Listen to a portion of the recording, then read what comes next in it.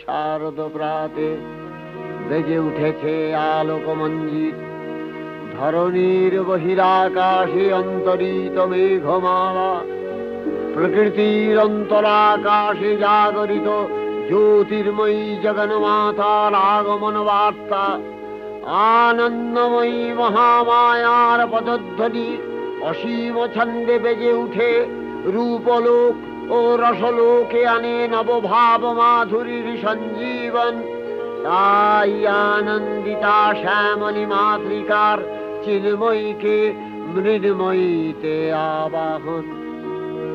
আজ চিৎশক্তি রূপিণী বিশ্বজননীর শারদশ্রী বিমণ্ডিতা প্রতিমা মন্দিরে মন্দিরে ধ্যান বোধিতা।